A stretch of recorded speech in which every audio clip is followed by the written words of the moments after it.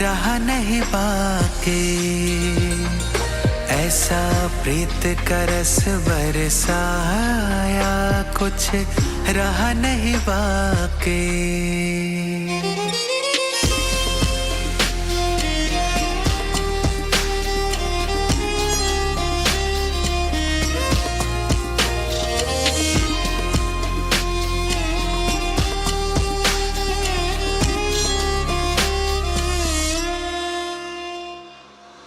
तुम्ही ने पहचाना मेरे ख्वाबों की इस तर्ज को, तुम्ही ने तो कबूल किया है दिल की हर एक अर्ज को। लेके चलोगे मंजिल तक तुम पलकों पे अपनी बैठा कर, सुलह हो गई खुद से मेरी, साथ आपका यूं पाकर, तेरे संग का रंग ऐसा छाया, कुछ रहा नहीं बाकी। कैसा प्रीत का रस बरसाया, कुछ रहा नहीं बाकी।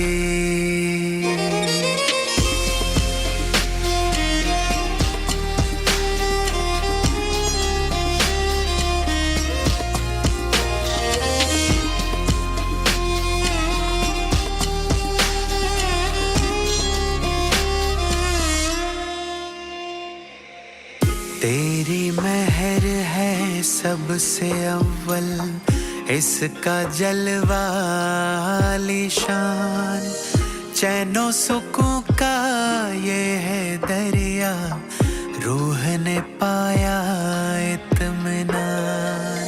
तेरी बदौलत सब हासिल है, मुझको ये एहसास है, नामुमकिन अब कुछ भी नहीं, तू जो मेरे पास है, तुझे पाके जहां मैंने पाया, कुछ रहा नहीं बाकी। ऐसा प्रीत का रस बरसाया, कुछ रहा।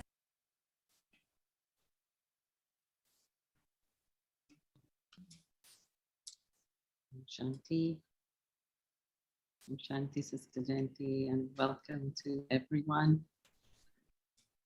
And just to say that Baba started the yagya with tapasya, and he made everyone sit in tapasya for 14 years. And Dadi Chandramani said in one class that she said, when we went out on service, then it was because of the 14 years of tapasya that when we would speak 2 words, these people, the students, would become bodiless. So that is incredible, gentlemen, that this kind of, I don't know what you call it, energy, stage, vibration, everything, I guess, makes service so easy. So, even during the time they were doing that service, life was basic, very simple. So even that was tapasya at that time, and their drishti was so powerful. Mm. Yeah, and just one other thing I wanted to say, that there was a quote I found today, and it is only those who climb a mountain who can see the view. And I think that's like tapasya. So thank you, gentlemen. Let you start. Om Shanti to everyone, and Om Shanti to Arunaben. And yes, it was Murli that the very title makes you think a little bit, that tapasya is actually a celebration. So the year of tapasya is the year of celebration. And in the world out there, nobody would put tapasya and celebration as being synonymous. And here is Baba with a very different interpretation for us, And of course, it's right and it's beautiful, but it just shows the vast difference between the way the world thinks and understands things and the way Baba teaches us and understands and explains things. So I found that very beautiful to begin with. And then Baba's talking again about meeting his lovely children and loving them, and also how even the ones who are sitting far away are very close because they're also watching not just through the television, but through the television of their hearts. And then again, the music of love coming from the hearts of the children and how they love Baba and Baba loves them. And so that sweet music is a beautiful experience.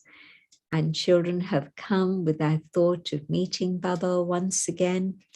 And so that joy and celebration brings so much happiness in their hearts.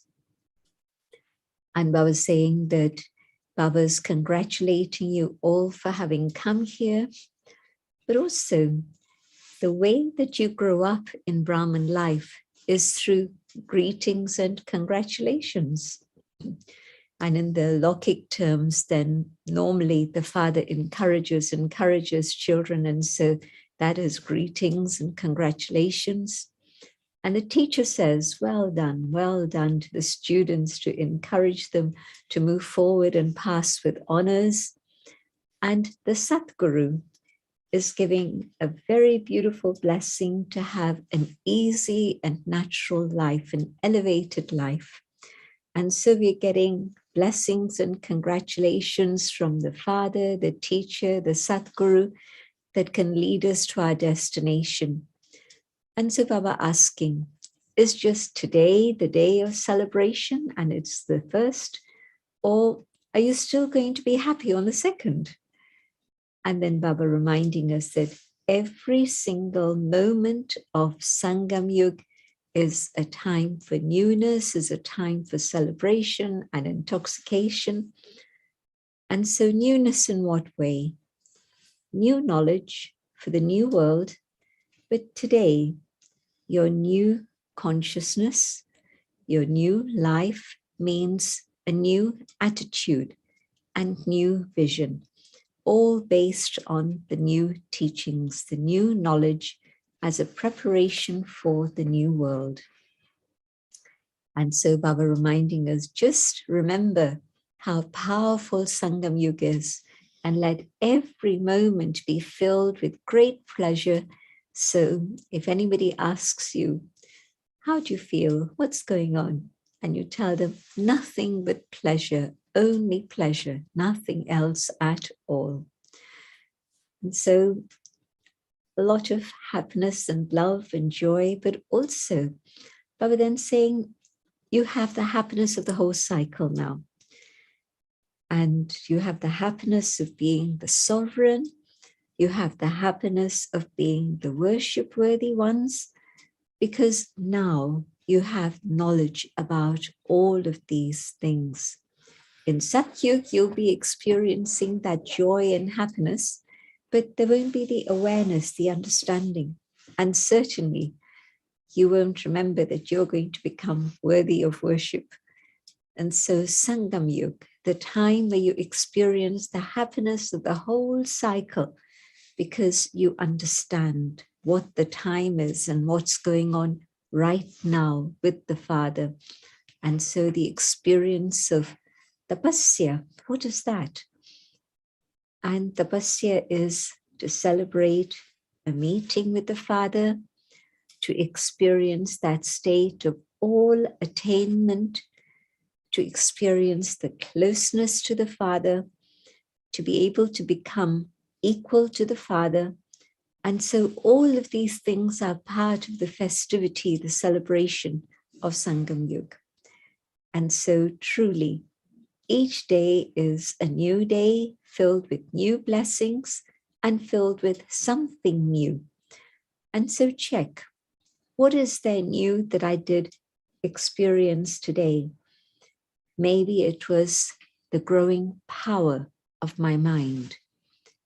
Maybe it was also where I could feel that my mind has nothing but good wishes and pure feelings for all. I'm moving forward in my speciality of spirituality. And so all of this should be then visible through your face and through your behavior also. And then for words, Baba said, what will the words be like if you're doing tapasya? Your words will have sweetness and contentment and easiness. A beautiful combination of three things. So the sweetness means nothing bitter, no poison of the vices remaining within. The contentment, that comes through the gratitude of what Baba has given me already. And the easiness, the soul is very flexible, accommodating, and so has all the powers, and so the words also are light and easy. And so what should be the quality of my words? What should be the quality of my thoughts in tapasya? Baba's translating tapasya into not just celebration, but also into practical day-to-day life. What would it be like? And so I'm finding that Baba's never just into theory, but Baba wants everything to manifest in a very practical way. And so thoughts and words and then actions. And this lovely concept that every action should be filled with the tree of all attainments. A beautiful image again to keep in your mind. And the attainment of the present time of good karma, happiness and power. And then, yes, that tree of contentment and happiness within, how's that going to impact everything else? It's going to impact your relationships, your connections. And so a very simple mantra for that also. You see, Baba took us through that whole exercise of transformation. Where do I begin? I begin with myself. Where do I go? Yes, I have to be concerned about responsibilities and families. And so what my thoughts, my words, my actions should be like. And so here Baba talking about how, actually one more thing before I get on to that. Baba was saying how you must be wondering, on the one side, Baba told you have a year of tapasya. And on the other side, Baba's saying, celebrate, let it be a year of festivity. And so how does this match up? And so Baba's saying that even if you have big gatherings for service, and it's serving through words and all the other things that you generally do, but the impact of that isn't as much as if there's a collective, even a small group that's sending out good vibrations. The power of tapasya is very attractive, and many souls will come to find out what is the source of this power that I'm experiencing. And so hopefully then you'd be able to tell them about Baba and connect them with Baba. But the attraction where there is the tapasya is remarkable. People can feel that this isn't an ordinary place. And so they come wanting to understand much, much more. And so tapasya is a magnet that will pull souls to God. And so instead of just words, words, words, think about tapasya and the impact that this has on every single soul who goes. And then in terms of actions for relationships and connections, Baba gave one word: be the donor, the bestower, the giver. Don't think about anything else in terms of taking from anyone. What can they give you? You're the child of the bestower of fortune, and so you're already carrying fortune with yourself. And so a very lovely thought to think about. Am I constantly giving, or is there some expectation that I have from another? And so I was saying, give, give, give, give, give, something, something, something. You're sharing your zeal and enthusiasm, you're sharing your courage, you're sharing your love and joy. Whatever it is, let it be expressed in some giving. The action of being able to donate to others. Why? Because Baba is the donor, Baba is the bestower, Baba is the one who gives. And so am I not going to be able to do that also? Surely. I have to have the same samskars as my parent. And so let me go through this transformation, and then I'll be able to reveal my parent. Until then, until all of this is shifted inside of me through tapasya, I'm not going to be able to deal with people out there in the world who don't understand what's happening. So very, very important lesson for donation, for giving. And then dot and not. Learn to put the dot, the full stop. And if anybody seems to be interfering in that, it's Maya. And so you tell Maya, you are not allowed inside. Very sweet answer. Why should I be disturbed by anyone or anything? That whatever it is that's happening, that's going to go on in whatever way it is, but I should learn to put a full stop. Then it'll be easy to say no to Maya, not to Maya.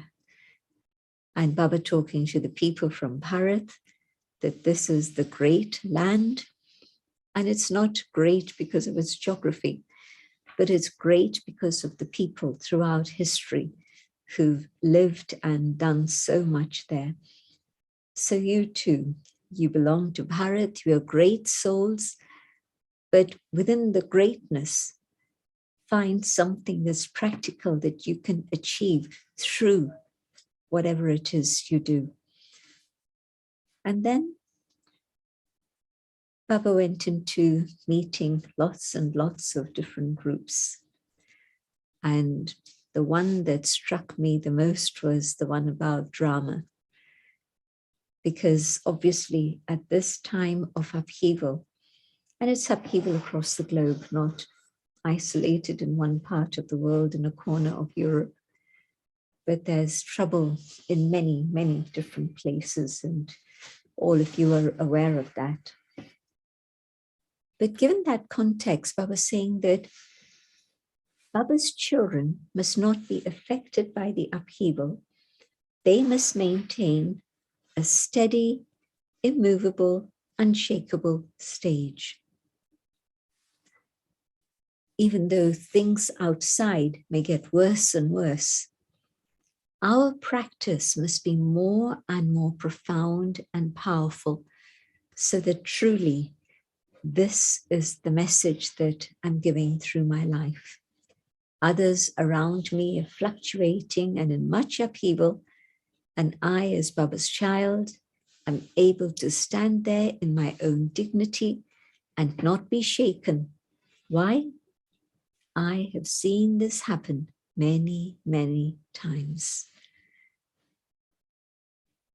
That comes from my heart, because it can't just be in words.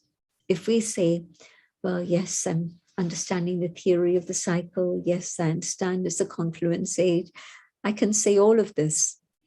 But when I truly, deeply understand that the situation is so serious that there's no point actually in trying to do external things, things will shift. Of course, they will shift. After the night, the dawn has to come. So that will definitely happen. But yet, what am I doing to prepare myself today? I am making myself stable and unshakable imperishably. So imperishable Father, imperishable inheritance, imperishable treasures that I receive from God. And so here and now, at this moment, let me practice. A little trivial thing happens. am I going to behave like Lokik people and say, oh, what's going on? How is it going to happen? What's going to happen? Baba says, no. You know what's going on. You understand what is going on. And now all you need to do is to really make sure that you're in tune with Baba and the drama. The drama is saying, go in this direction. And I'm pulling and tugging and saying, no, I want to stay here. Well, that thread is going to snap. That chain is going to break. But if I just simply trust and know that all will be well, drama is perfect, even what appears to be wrong, there's something right merged within it. And so let me accept the beauty of drama and the way drama works itself, and I'll be able to see how God is working. This whole passage on drama struck me very deeply when I read the Murli yesterday. And I was thinking that if I'm not aligned with the drama, and I'm getting upset the way drama is, what is it that can help me? And there's only one answer. My alignment with God is going to be what helps me help that soul. And so it's really coming from above. It's not me, but I'm just the messenger, the instrument. And so let me be able to do that, to actually be able to call on Baba and fill myself with that power and no waste thoughts. Just simply know that it's a scene that Baba told me about already. I've seen this scene many, many times before. And I'll see this scene many, many times in the future again. But at this moment, again, another very lovely passage from Baba at some point. I'm taking it not in sequence now, but just remembering that little passage. Let the past be completed. Put a full stop of completion to the past year. It's New Year's Eve in Madhuban at that time. And just make sure that every moment of Sangam Yug is filled with pleasure and treasures. That's it. That's all you have to do. Keep singing away the wonder of God, the wonder of your fortune, and let that sound, that music be constant and natural so that it's being played all the time. Thank you, Baba, the wonder of Baba and drama. Just keep that chant going all the time. It's very interesting that the other day, Sakar Baba said, no need to give thanks. And that's partly Baba's humility. Both Babas were speaking together. But also, partly it's to make children realize that whatever you're doing, it's your effort that's important. And yes, Baba is there waiting to give you everything, but you have to do it. And so in this whole passage, Baba's saying, are you able to stay in pleasure? Moj. And the other side, another Hindi word, munj, which means confusion. So if you're not able to stay in pleasure, you're in a state of confusion. You're not a BK. So what are you? You're a warrior. So I was saying you're the children of Brahma. You're not the children of the warriors. And so you are Brahma Kumars and Kumaris. So your sanskars should be like the father Brahma's sanskars. And so follow in his footsteps and have those same sanskars. Don't say, but my nature is like this. Where did that come from? It's not Baba's nature. And so especially in the context of being the master bestowers, the donors, the ones who give, just keep giving without expectation. And so then, yes, I can become like my father, Brahma Baba. So these are some of the main passages. Baba spoke quite a bit to lots of different groups, and all that was lovely, but these were the things that Baba was sharing in a big way. So hand over to Arunaben. Yes, thank you, gentlemen, for that. And I know a few of you wrote me questions. If you don't mind sending them again, because I had to exit and come back. Gentlemen, can we explore this a little bit in terms of this law of attraction? Because sometimes people say when we did tapasya, that's when I broke my leg, or that's when I went bankrupt. So they're attracting all other kinds of things except a high stage. Because Baba said, you know, when you do tapasya, you do attract. So, well, it's not really a question except to ask you, unless we have our intention right, we can attract anything, right? We're perfectly capable of attracting anything. So would you like to say something about tapasya and the law of attraction?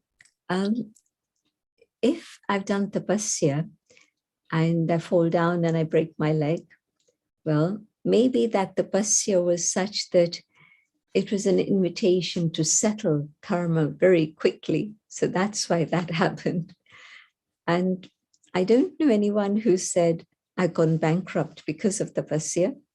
But yes, I've heard Brahmins say that people have told me that you haven't done bhakti, and that's why you've gone bankrupt.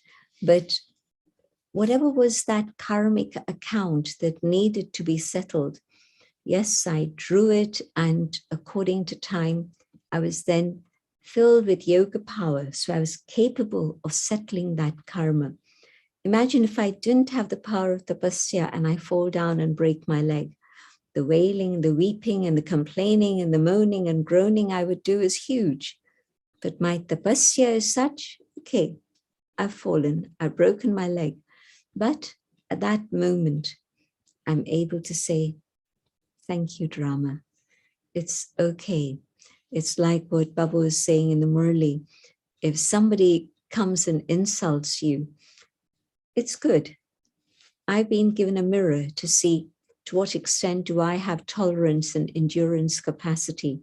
So I thank my teacher, whoever it is who's insulted me, that you've been able to make me understand how much more tolerance capacity I need to develop. And whether you say it in words to them or you don't, but is that idea that as I move forward, things are going to come to me to be settled. And so I see that that happens in a very natural way, that Baba gives us the power to be able to deal with it in a way that we couldn't have if we didn't have this power of tapasya.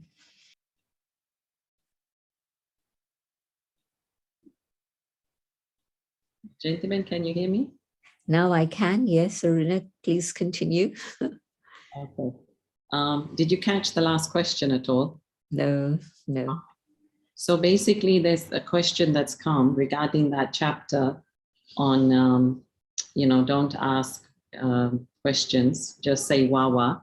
So one sister is saying that if she is quite serviceable and the teacher or the second in charge is not accepting new forms of seva or open to new forms of seva, then what should this sister do? And should she just accept or what? She says she is learning tolerance, as Baba said, but should we not find new ways of doing seva? It's a very good question because it might be applicable for many, many in their situation. And I think it's more important than thinking about services. What can I do to establish trust? Because when the senior begins to trust me, because I've shown myself to be worthy of trust, trustworthy, then if I bring up a new idea, then the senior is likely to say, yes, you have my good wishes, my blessings, go ahead. But it's that first part that we've forgotten about, that I have to indicate that I am worthy of trust through my behavior, so that then she does trust me, and then we can do something else. It's always good to do new forms of service, because Baba has often said, even in this Murli, let there be newness in so many different ways.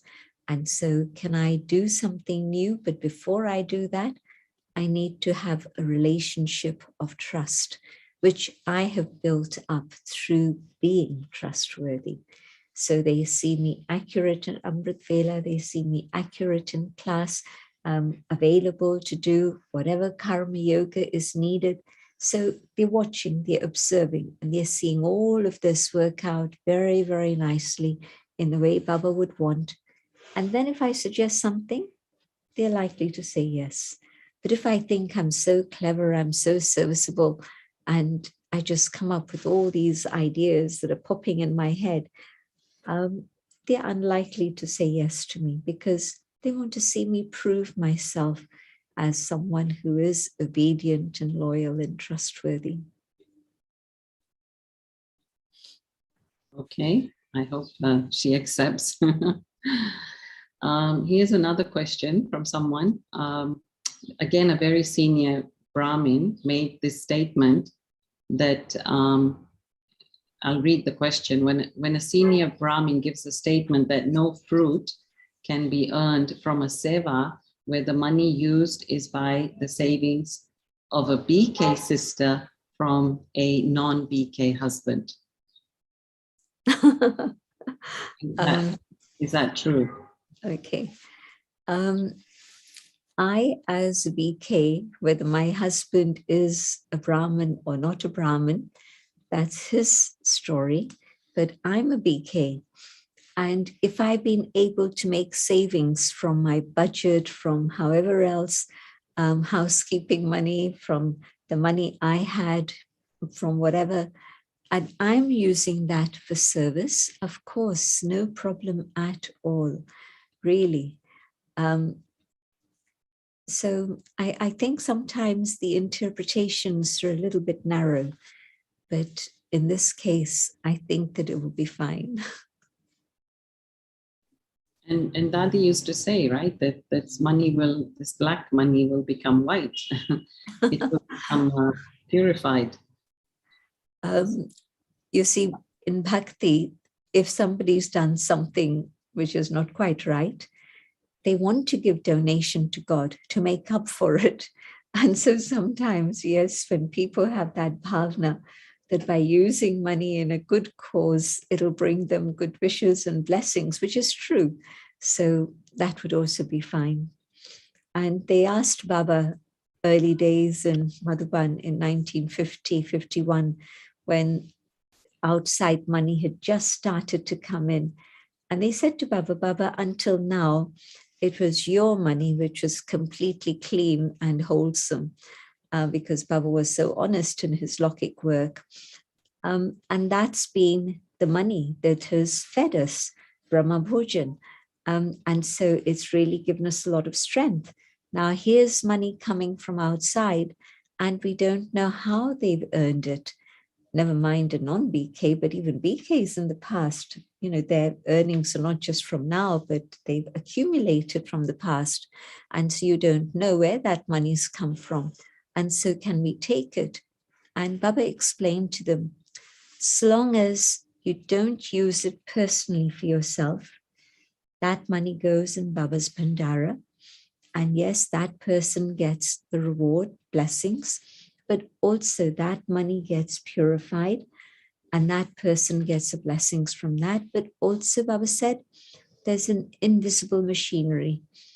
And so if you are Baba's yogi children, the food that is coming to you will always be from a clean source. And you won't get food that is tainted with anything. That sort of money can go in many other things, building projects or exhibitions or vehicles or whatever, many things that happen in a center, not just food. But no problem. It can be purified, and also it would be used in a way that was appropriate. Yeah, gentlemen, I just remembered this story where some senior sister asked her Kumari to make some lunch for Dadi Gulzar. And she then delegated that to some mother. And this mother made the food and the packet was put together, but then somehow they forgot to give it to Dadi Gulzar's entourage. And later they found out that she wasn't actually pure. And so it turned out, you know, in Dadi Gulzar's favor. So, gentlemen, maybe this question that's come from someone connected with this, we have wonderful opportunities to make our fortune by putting something in Baba's Bandara every month in the center. How significant or different is it to also send something to Madhuban yagya every month? It's very, very important to support Madhuban, because Madhuban is supporting us. Where would we be without Madhuban? And of course, Madhuban doesn't have people who go out to earn money. They've given their life to look after Madhuban so that we can go and take benefit from it. So we're all responsible for supporting Madhuban. And so, yes, definitely, it's very important. And if you live in a place where banking charges can be a bit hefty, then I wouldn't recommend that you keep sending every month to Madhuban, but accumulate it. And then if somebody is going, send it through them. If somebody is, or even maybe through the bank, send it every 3 months or every 4 months, something like that. Or when you go, you take it with you. So different ways to look at it, but the principle, yes, it's very important to support Madhuban. And whatever I'm doing for the small sacrificial fire, which is my center, that brings me blessings. But when I think of the big yagya, then that is a direct connection with Baba and brings me more blessings. Right, thank you. Genuine Baba made a reference to the original swarup, original form of the soul, as being ekras. Could you elaborate on that, please? Yes, it's very beautiful. Think about Paramdham and the stable, steady state that the soul has in Paramdham. So my original state in my home is of total stability. And even when we come here into the kingdom in the golden age, that stage is a very stable stage. Just imagine one dynasty, one kingdom lasting for 1250 years. It is incredible. 1,000 years plus. So that is a stability of our purity. That is a stable state that is there within the soul, who is a golden aged soul. We have those sanskars of total stability in which our peace, our purity, our love, our truth, our joy is unhindered. There's no blockages, just a constant steady stage. And so today, when I emerge that, I feel it, then of course those qualities emerge also. That's beautiful, yeah. Genevieve, I had a question about, this concept of sitting and doing tapasya. Now, as I understand it, Genevieve, you have to have a certain level of stage to just sit and do tapasya. And at what point do you deem this stage? Because I'm referring to, say, somebody young in Gyan. If they're just sitting doing nothing, then people will say, well, you should be doing seva. And then you have, people like Dadi Janki or the other Dadis. And in recent times, Sister Mohini made this, she just made it her point. And she decided that she's just going to sit in one place and do more tapasya. I mean, partly because of her body. But what I'm thinking is, gentlemen, it's a bit of a chicken and egg, isn't it? Because you've got to do enough karma to warrant the tapasya and to make it work. But at the same time, you've got to be doing the tapasya too. You understand my question? Yeah. I think that if you begin in a very simple and easy way, early morning, I want to do tapasya. Can I extend my yoga 15 minutes earlier, 15 minutes later, so that then it's like an extra half hour? And in the evening, instead of just half an hour, can I extend that and make it an hour?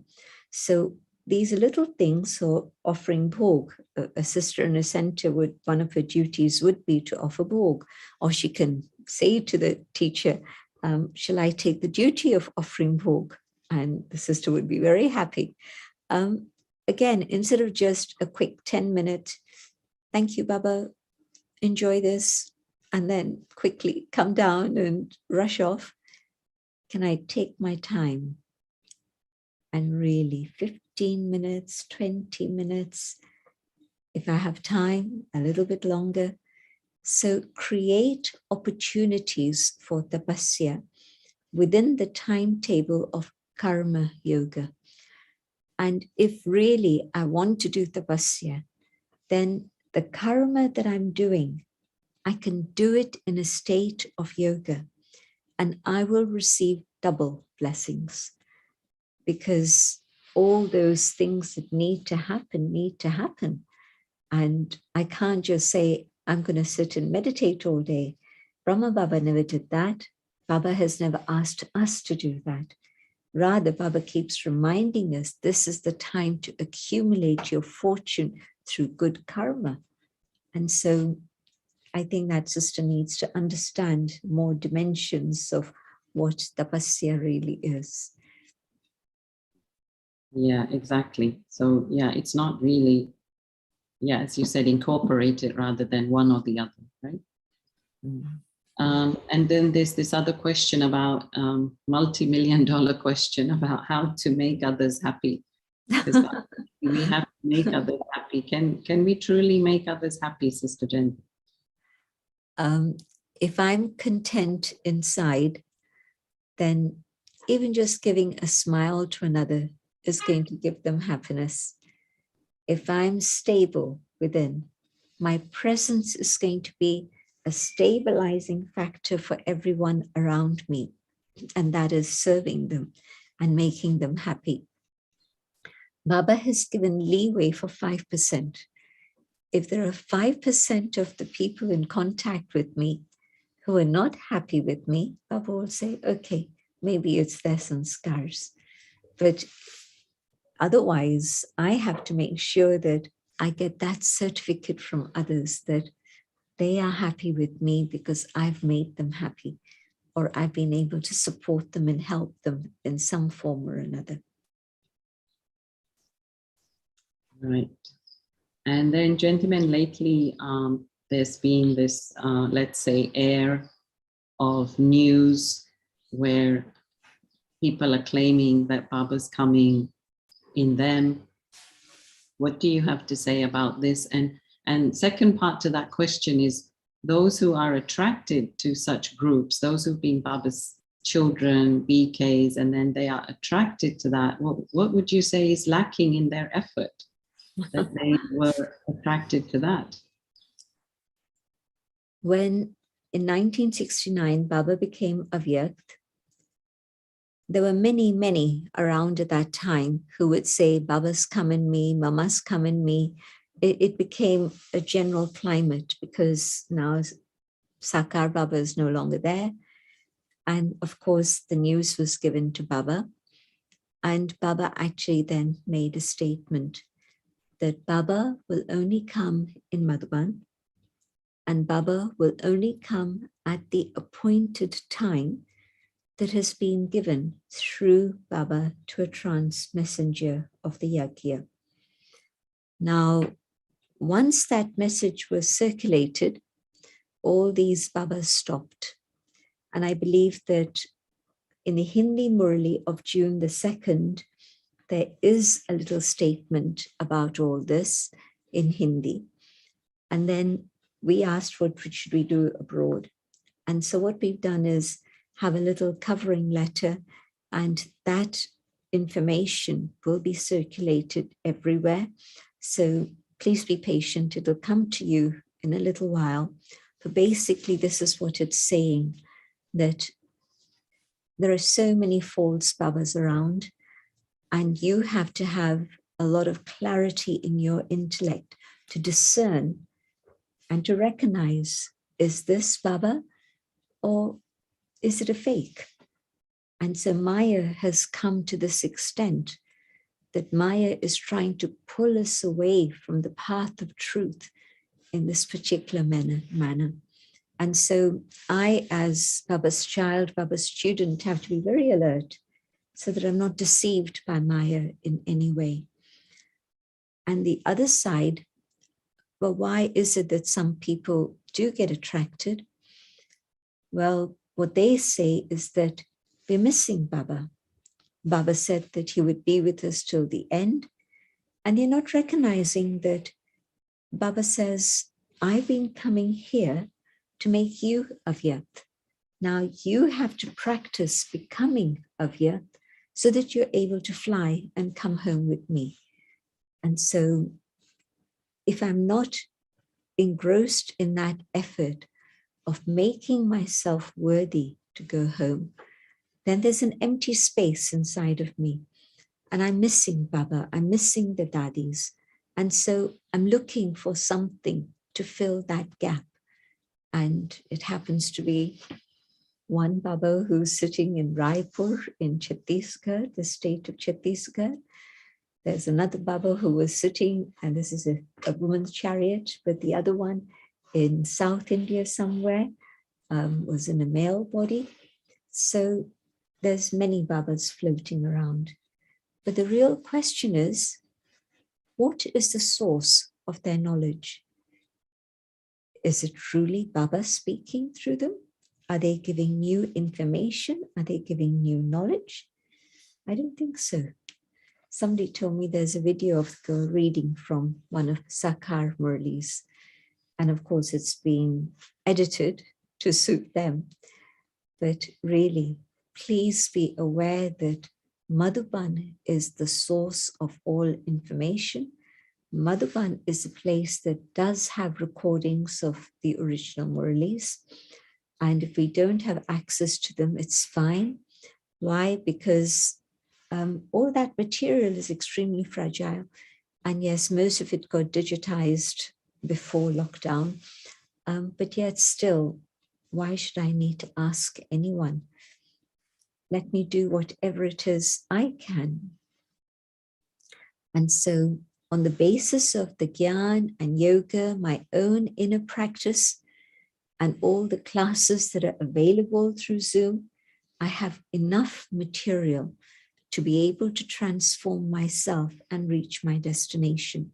I must not allow myself to be distracted by a young woman who certainly, I'm sure, doesn't seem to have much of a background. It's okay. I'm not going to say anything more about that sort, but definitely, what is it that I can do? Right? Yeah, Jayanti, when I had a little listen to her, and she was so condescending about somebody. And I said, Baba would never speak like this. The way she was, criticizing somebody. So Baba would never speak like that. Of course, she was trying to do it in a very subtle voice, but it's not just the voice, is it? It's more than that. No, absolutely. Okay, gentlemen, we'll move to the questions in the chat. So maybe quick answers. And I think few of these questions have been taken up before, but just to respect you, we will ask them. So maybe, gentlemen, just quick answers. So somebody in a Lokik job wants to remain a trustee in that job, has a lot of pressure to keep up with the skills and relevant knowledge of the job, so they're not demoted. So what consciousness to keep?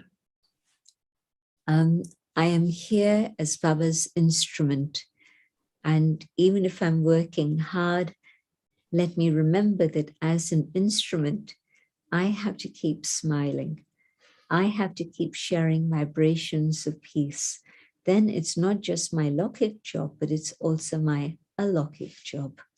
And so that's the only thing they have to remember. I'm an instrument and I have to keep smiling, really. Okay, and Sister Jayanti has taken up dinosaurs before, so do go back and maybe Atma, you can put the link of Sister Jayanti's Q&A, so you can look up that there. Next question, this soul is preparing for university exams. Can Sister Jayanti give me some tips on how to prepare for my exams and continue doing Baba Seva? I would suggest that Baba Seva in this particular case would be for you to pass your exams well. And so it would be quite important to, for the moment, to tell the teacher, I can't do this service for the next 10 days, 2 weeks, whatever it is, and I'll come back to it, but I need to give time to my studies. And so to give that amount of attention and to use your capacity to focus, to concentrate, because most students, well, most people, but most students especially, have lost the capacity to concentrate. And Baba's yoga teaches you to come back to concentration. And so, yes, with everybody's blessings, study well and focus, concentrate, and early morning, yes, be with Baba at Amrit Vela, but afterwards, it'll still give you enough time to refresh your memory just for a little while, and then you're ready set for your exams. Then whatever happens is drama, but these are the ways in which you can prepare. Yes, that's very nice. Here's a question. I'm not sure I understand it. Maybe you might. Accumulation of present and future fruit of karma. What are the signs of BKs with that intoxication of having accumulated? I'm not sure if they're asking what's the difference between accumulation of present and future, or just in general, what are the signs? It's a very specific term that Baba used, and it also struck me, which is why I commented on it earlier, that my present fruit of karma is the power and the happiness that I feel.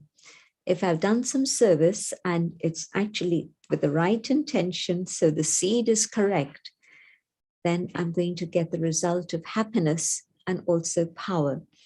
And if I'm doing some service that isn't bringing me happiness, then the seed is not quite right. I'm not doing that for the right motive. And so let me check, why am I doing this? Is it to show off to somebody? Is it because I want my name in headlights, but really, genuinely, just doing Baba service with pure love for God alone. And then it's going to be very, very easy to experience the happiness and the power, the immediate fruit. And I know that, of course, it's accumulated for the future also. I don't know whether I'm going to get a crown or a throne or a chair and carpet. That doesn't matter. But I know that the fruit of good karma today is going to be there waiting for me. So it's both experiences. I know what I'm getting in the present, but I also understand what's being stored for the future. Right, thank you. I am responsible for non-Brahmins, or they're not Brahmins, but they're in the family. What is your advice, especially if they are non-veg? I think she has children who are non-veg, non-Brahmins. Yeah. Sometimes in a job situation, if you're having to feed children with that non-sattvic food, speak to your supervisor and see if you can be excused that part of your duty. And somebody else can take on that part and you can take on somebody else's part. So to do a swap like that, that can sometimes work. And second choice is, well, can I get another job if I leave this one? Check it out and see what happens.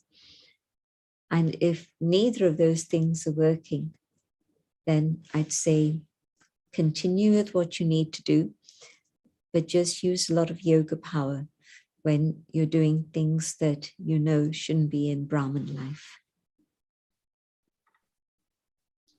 This is interesting, gentlemen. I think we have many cases of this where some BK student wants to come to a Western country for better work environment, and they themselves have no financial means.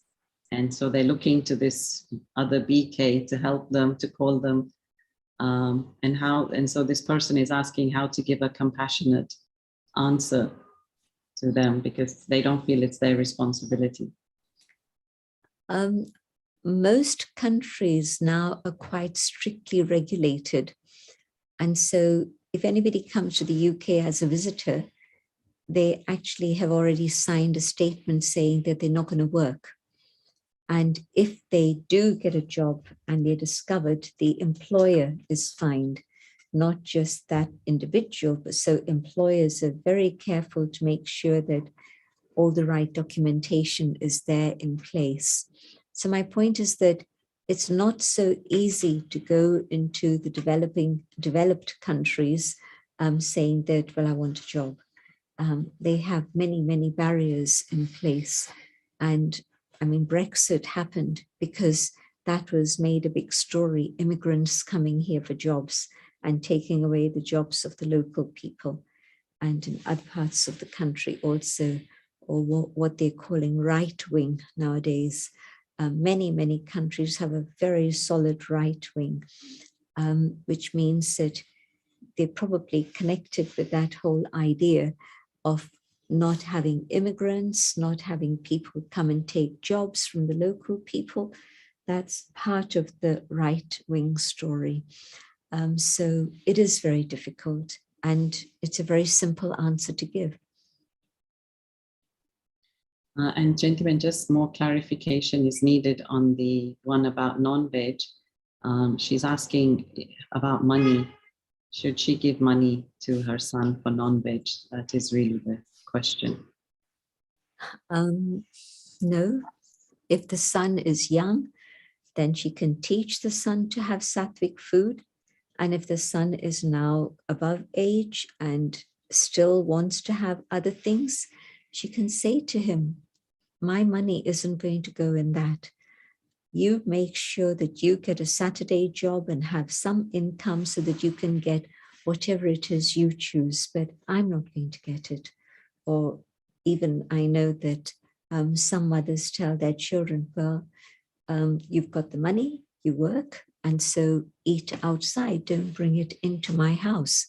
My house has to be a clean house, because there is that purity in a Brahmin household if you're following the disciplines. And if you're not, then there's a factor of impurity that comes in there. And I think, gentlemen, also, if the dad is not in Gyan, they can take from the dad, right? Yes, if the dad is willing, definitely. Okay, last question. How does one know that their intellect is being cleaned? When you're connecting with Baba, you feel Baba's presence and you're able to take Baba's love. And that's an indication of a clean, clear intellect connected deeply with Baba. And this is not a question, but I think you should hear it. There's somebody who wants to be your personal seva because she feels that she'll become powerful, and yeah, she wants to know how to make it happen, but I don't think you need to answer that, right? But I just want to say that who are you doing seva for? If you're doing seva for Baba, then you're going to get the fruit of it. If you keep any human being in mind and want to do seva for them, what's the fruit that you're going to get? It's just going to be frustration. Yeah. And also Baba wants us to be masters. Sister Jayanti has her seva. Okay, thank you so much. And thank you, everyone. We will end with meditation now. Thank you, Runa. Thanks to everyone.